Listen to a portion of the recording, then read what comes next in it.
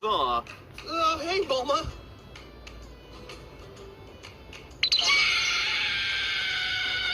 For this list, we're going to be looking over the times that the Dragon Ball franchise may have overstepped the mark with its content. Full disclosure, this is mainly going to involve Bulma and some rather unfortunate decisions made during DB's earlier years. Hardcore fans already know what's up.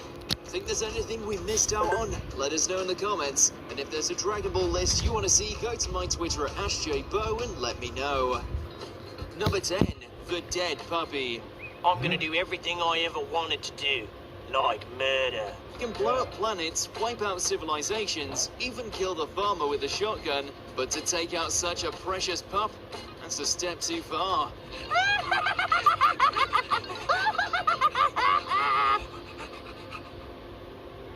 Mainly a vehicle to show that the once monstrous entity of Majin Buu is capable of change, this fluffy companion became collateral damage when a crazed gunman unloaded a whole armory on Buu's home. While the puppy would ultimately be revived, the sight of Mr. Satan holding its lifeless body was one of the darker moments in the series canon.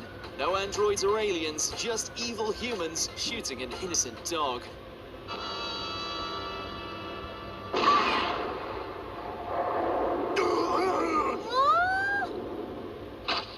Number 9, offering Bulma to old Kai.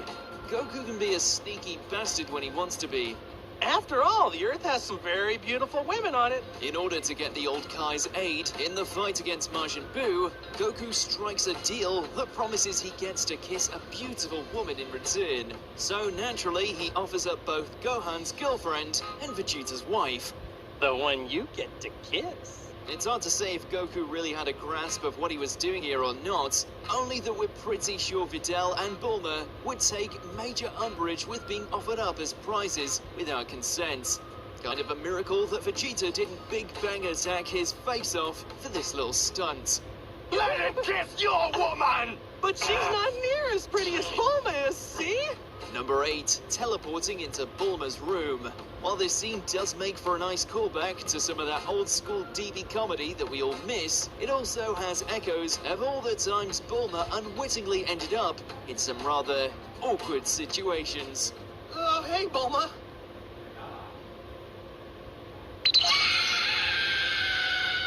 With his instant transmission technique now going haywire, Goku accidentally lands in Bulma's room, just as she comes out of the shower.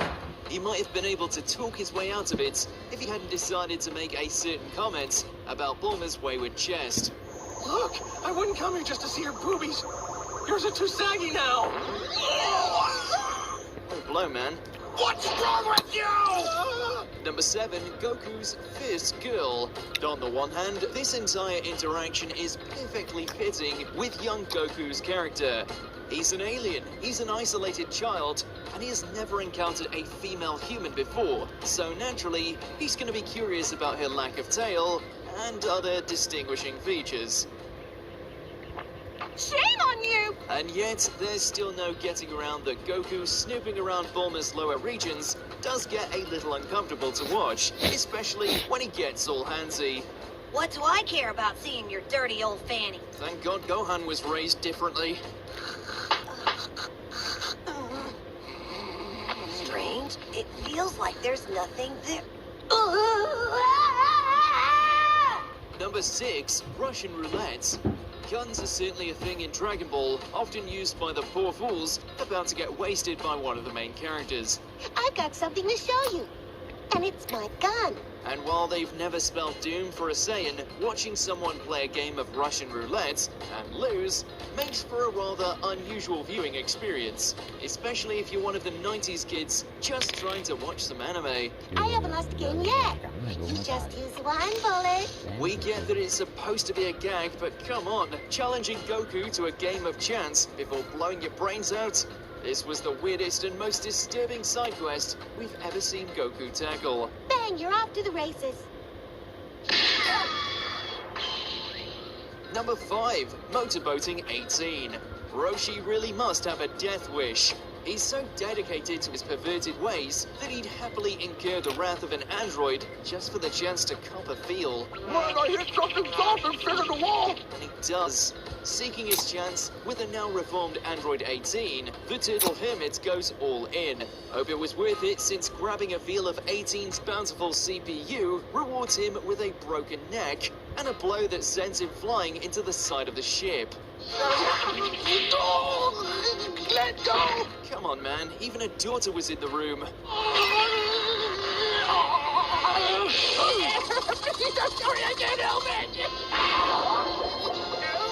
Number 4, Oolong becomes Bulma. After all the crap they've pulled, it really is a miracle that Vegeta hasn't at least turned Oolong into a pork roast by now. Okay, have it your way, piggy. All right, I'll do it. With just as much of a perverted streak as Roshi, combined with the ability to transform, it seems only natural that we'd get a moment like this. Even now, my heart's still beating like a drum.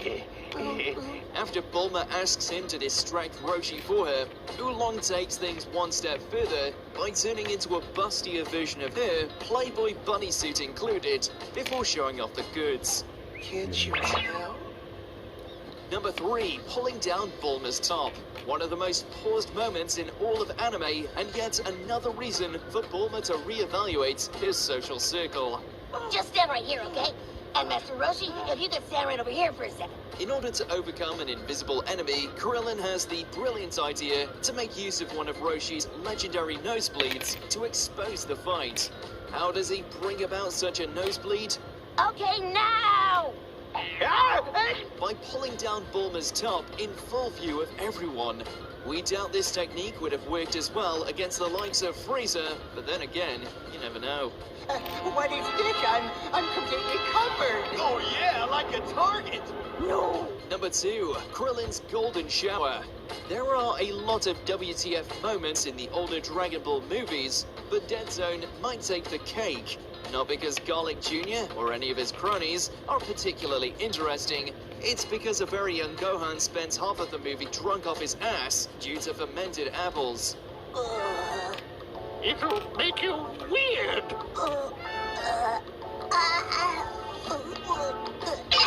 While that may not seem so offensive, the fact that he goes on to pee in Krillin's mouth for no reason, yeah, not gonna lie, that's just plain weird.